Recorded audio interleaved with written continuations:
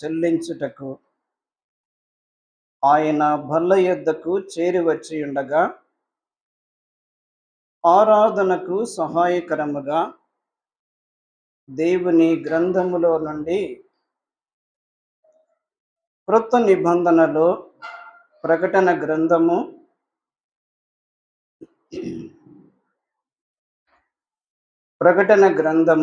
5వ అధ్యాయము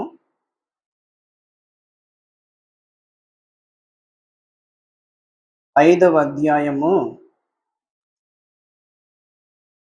వచనము. మరియు సింహాసనమునకును ఆ 4 జీవులకును పెద్దలకును మధ్యను వధింపబడినట్లుండిన గొర్రెపిల్ల నిలిచి ఉండుట చూచితిని. ఆ గొర్రెపిల్లకు 7 కొమ్ములను 7 కన్నులు ఉండెను. ఆ కన్నులు భూమి అందంతటికి పంపబడిన దేవుని 7 ఆత్మలు. 4వ అధ్యాయము ప్రకటన గ్రంథము 4వ అధ్యాయము 9వ వచనము. ఆ సింహాసనమునందు ఆసీనుడై ఉండి యుగ యుగములు జీవించుచున్న వానికి మహిమయు ఘనతయు కృతజ్ఞతాస్తుతులను కలుగునుగాకని ఆ జీవులు కీర్తించుచుండగా. యోహాను సువార్త 1వ అధ్యాయము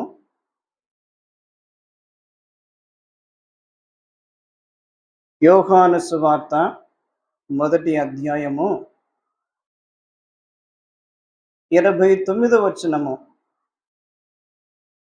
మరునాడు యోహాను యేసు తన యొద్దకు రాగా చూచి, ఇదిగో లోక పాపమును మోసుకొని పోవు దేవుని గొర్రెపిల్ల.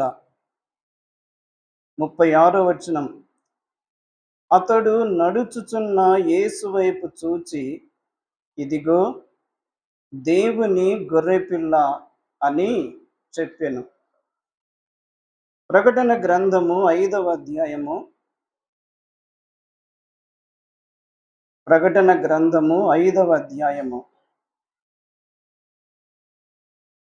12వ వచనములో వారు వధింపబడిన గొర్రెపిల్ల శక్తియు ఐశ్వర్యమును జ్ఞానమును బలమును ఘనతయు మహిమయు స్తోత్రమును పొందనరకుడని గొప్ప స్వరముతో చెప్పుచుండరి. అంతటా పరలోకమందును భూలోకమందును భూమి క్రిందను సముద్రములోను ఉన్న ప్రతి సృష్టము అనగా వాటిలోనున్న సర్వమును సింహాసనాసీనుడై ఉన్న వానికిని గొర్రెపిల్లకును స్తోత్రమును ఘనతయు మహిమయు ప్రభావమును యుగ యుగములు కలుగునుగాకని చెప్పుట వింటిని. ప్రభువునందు ప్రియులారా, ఈ ఉదయకాలము మనము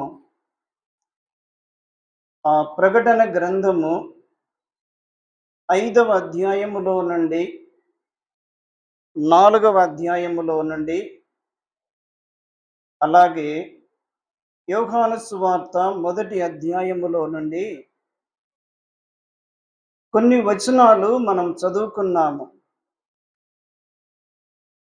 ఈ వచనములన్నిటిలో కూడా మనకు మన ప్రభు అయిన యేసు క్రీస్తు కనిపిస్తూ ఉన్నాడు.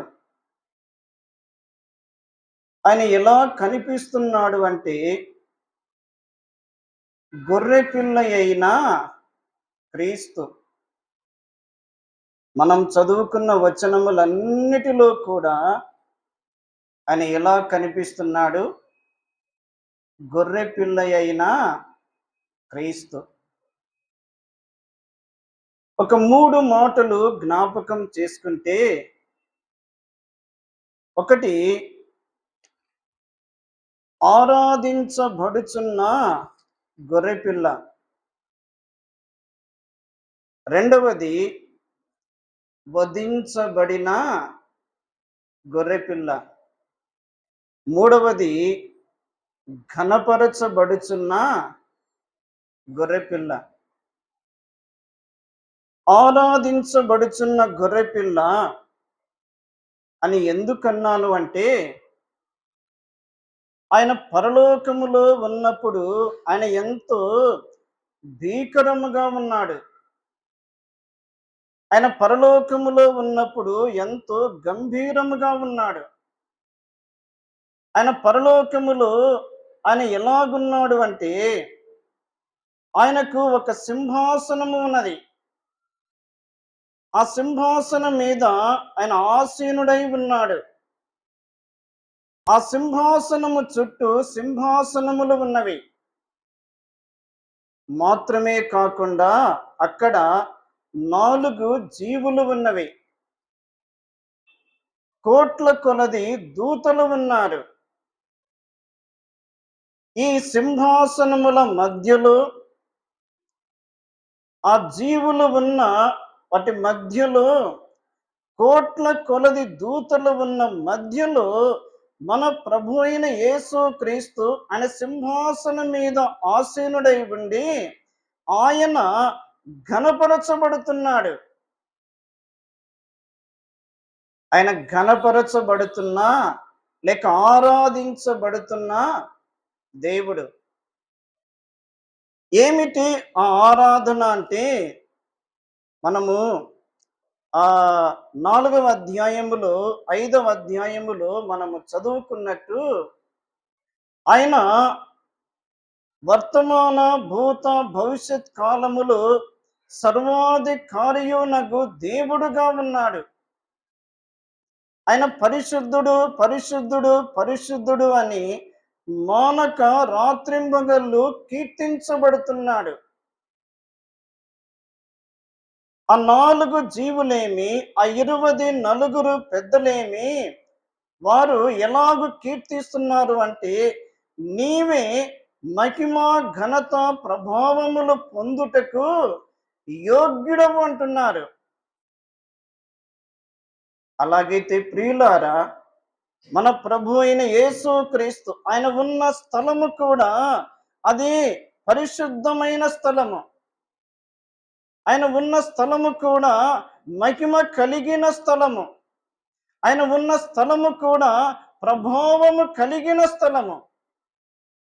ఆయన ఉన్న స్థలము కూడా ఉన్నతమైన స్థలము కదా.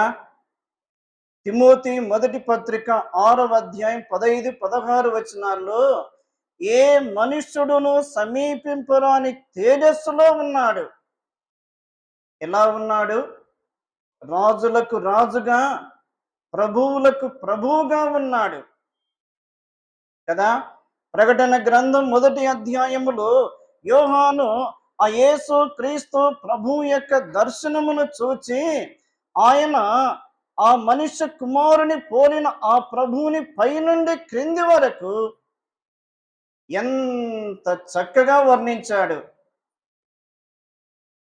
అలాగైతే ప్రియులారా, ఈ ఉదయ కాలము మనము మన ప్రభువును ఆరాధించుటకు చేరి వచ్చాము. ఎటువంటి ప్రభు?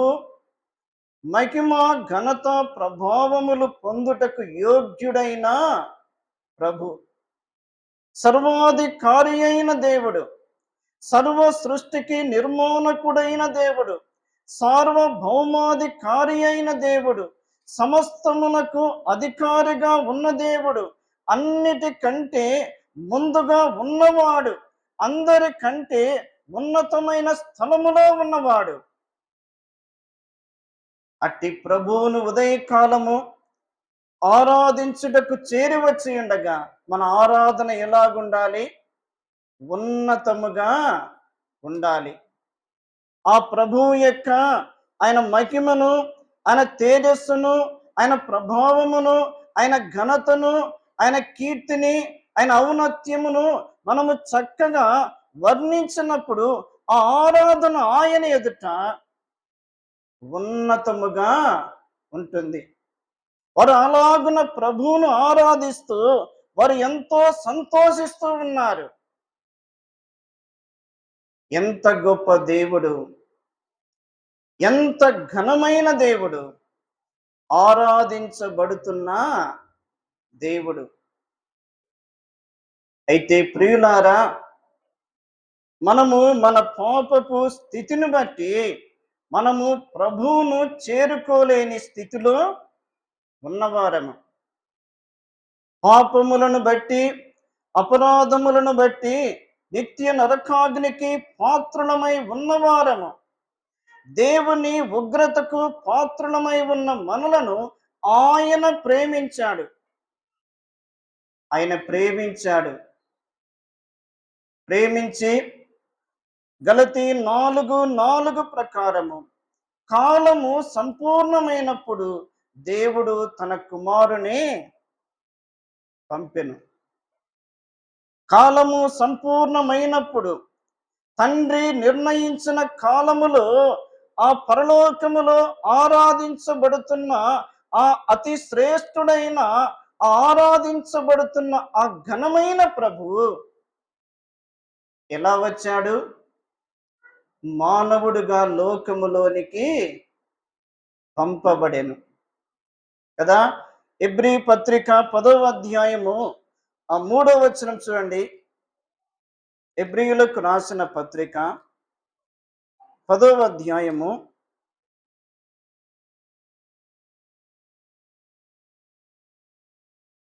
5వ వచనములో, కాబట్టి ఆయన ఈ లోకమందు ప్రవేశించినప్పుడు ఇలాగు చెప్పుచున్నాడు, బలియు అర్పణయు నీవు కోరలేదు కానీ నాకొక శరీరమును అమర్చితివి.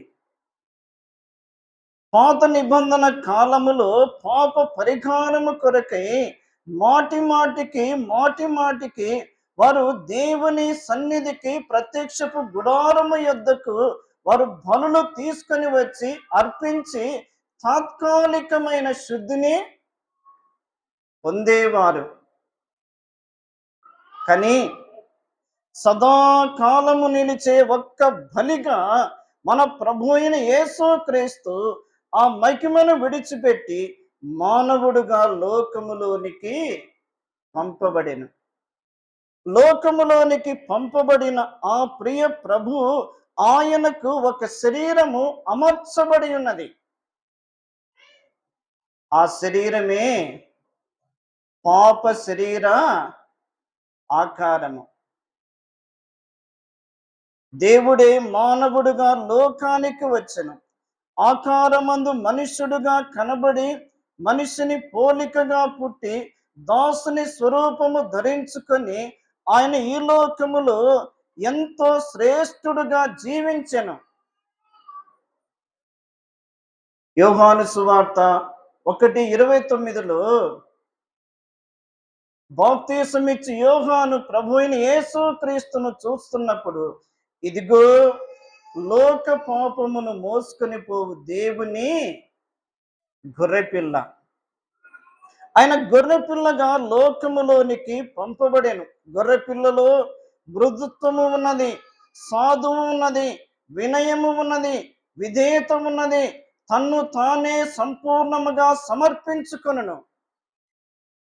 అలాగే యేసుక్రీస్తు ప్రభు లోకములోనికి ఆయన బలిగా అర్పించబడుటకు పంపబడినప్పుడు ఆయన పాపము లేనివాడుగా లోకములో తన్ను తానే ప్రత్యక్షపరచుకొనెను. ప్రేమించెను, కనికరము చూపెను, దయను నిలిపెను, రోగులను స్వస్థపరచెను, చనిపోయిన వారిని సహితమైన లేపినవాడు. అయితే ఆయనకున్న ప్రాముఖ్యమైన పని కలువరి సిలువలో దహన బలిగా అర్పించబడుట. ఆయనే అభారమైన సిలువను మోసుకొని వెళుతూ యెరూషలేము వీధులలో వెళుతూ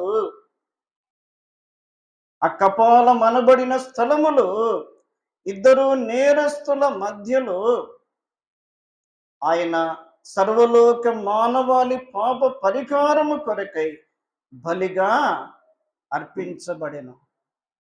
ఆయన ప్రేమ ఎంత గొప్పది. ఆయన భారమైన సిలువను మోసుకొని వెళుతూ ఉన్నప్పుడు ఒకవైపు కొరడా దెబ్బలు, ఆ కొరడా దెబ్బలకు ఆయన శరీరం అంతయు మెత్తన చేయబడుతూ ఉన్నది. శరీరం అంతయు దున్నబడుతూ ఉన్నది. దున్నువారికి తన వీపును అప్పగించాడు.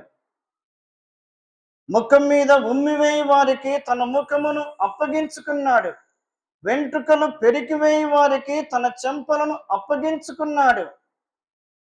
చీలలు కొట్టుట కొరకై తన చేతులను అప్పగించుకున్నాడు. పాదాలలో చీలలు కొట్టుట కొరకై పాదాలను అప్పగించుకున్నాడు. ప్రక్కలో బల్లెపోటు లేఖనముల ప్రకారమే పొడవబడుట కొరకై ఆయన తన్ను తానే అర్పించుకున్నాడు. ఆ ప్రేమ ఎంత గొప్పది, ఆ ప్రేమ ఎంత గొప్పది కదా. ఎఫెసీ పత్రిక 5:2 ప్రకారము క్రీస్తు మిమ్మును ప్రేమించి మీరు పరిమళ వాసనగా ఉండుట కొరకై తన్ను తానే దేవునికి అర్పణముగాను బలిగాను అప్పగించుకొనెను. పరలోకములో ఆరాధించబడుతున్న శ్రేష్టమైన గొర్రెపిల్ల మానవుడుగా లోకములోనికి పంపబడి సర్వలోక మానవాళి పాప పరిహారము కొరకై ఆయన దహన బలిగా అర్పించబడెను.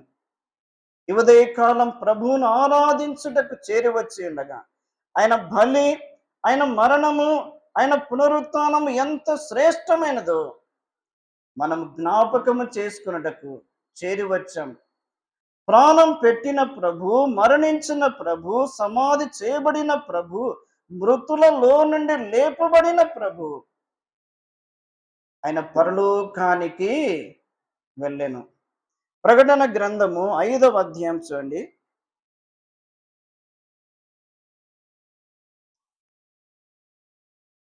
5వ అధ్యాయము 12వ వచనములో లేక 11 నుండి, మరియు నేను చూడగా సింహాసనమును, జీవులను, పెద్దలను ఆవరించి ఉన్న అనేక దూతల స్వరము వినబడెను. వారి లెక్క కోట్ల కొలదిగా ఉండెను. వారు వధింపబడిన గొర్రెపిల్ల అనగా గొర్రెపిల్ల యొక్క గుణాలు జ్ఞాపకము చేస్తున్నాడు. శక్తియు, ఐశ్వర్యమును, జ్ఞానమును, బలమును, ఘనతయు, మహిమయు, స్తోత్రమును పొందనరుకుడని గొప్ప స్వరముతో చెప్పుచుండరి. యేసు క్రీస్తునందు విశ్వాసముంచిన మనము, రక్షించబడిన మనము, గొర్రెపిల్ల యొక్క రక్తములో విమోచించబడిన మనము, గొర్రెపిల్ల రక్తము ద్వారా ఆయనలో భద్రపరచబడిన మనము, గొర్రెపిల్ల రక్తము ద్వారా పరలోక స్వాస్థ్యమునకు పాత్రులుగా చేయబడిన మనము ఈ ఉదయకాలం ప్రభువును ఆరాధించుటకు మనము చేరి వచ్చాం. ఏమని ఆరాధించాలి? ఆయన ఎంత ఉన్నతమైన వాడు, ఎంత శ్రేష్టమైన వాడు, ఎంత ఘనమైన వాడు, ఎంత గంభీరమైన వాడు. ఆ తలంపులు మనం జ్ఞాపకం చేసుకోవాలి. ఒకటి ఆరాధించబడుతున్న గొర్రెపిల్ల, రెండవది దహన బలిగా అర్పించబడిన గొర్రెపిల్ల, పునరుత్థానుడుగా మహిమపరచబడి పరలోకములో నిరంతరము ఘనపరచబడుతున్న గొర్రెపిల్ల. అట్టి ప్రభువును ఆరాధన చేయుచు ఆరాధనలో ముందుకు సాగి వెళ్ళుదాం.